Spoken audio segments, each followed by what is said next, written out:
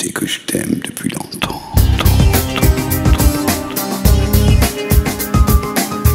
Tu sais que je t'aime depuis longtemps.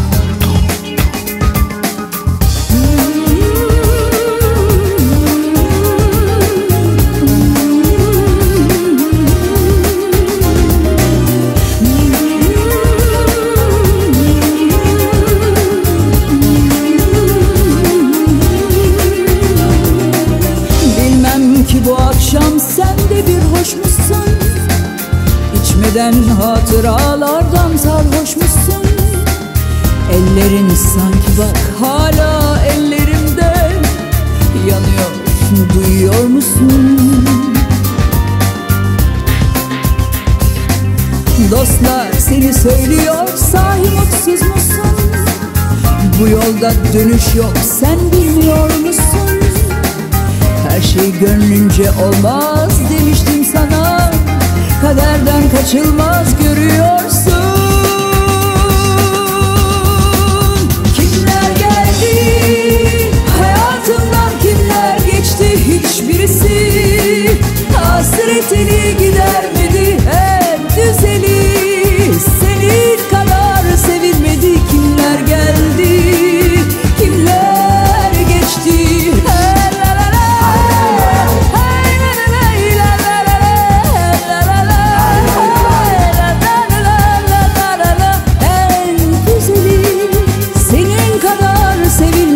Kimler geldi, kimler geçti.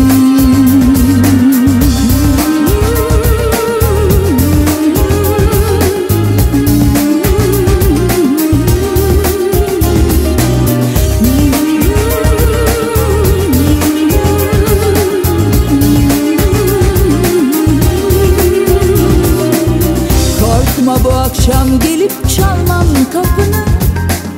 Başkası paylaşıyor alın yazını. Ben sensiz yaşıyorum yasak aşkını. Söylüyorum şarkını.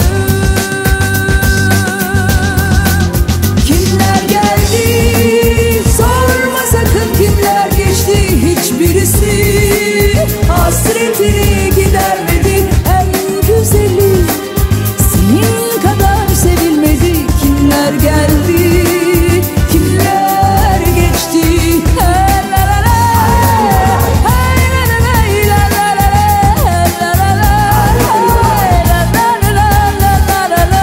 En güzeli senin kadar sevilmedi. Kimler geldi, kimler geçti.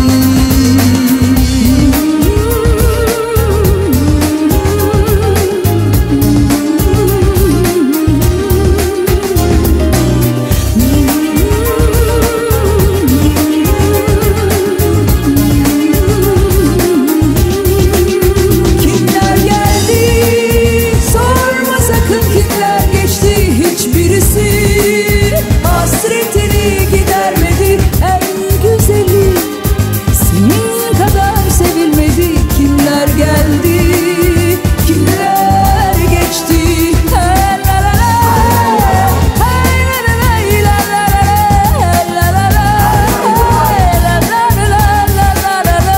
En güzeli senin kadar sevilmedi. Kimler geldi, kimler geçti.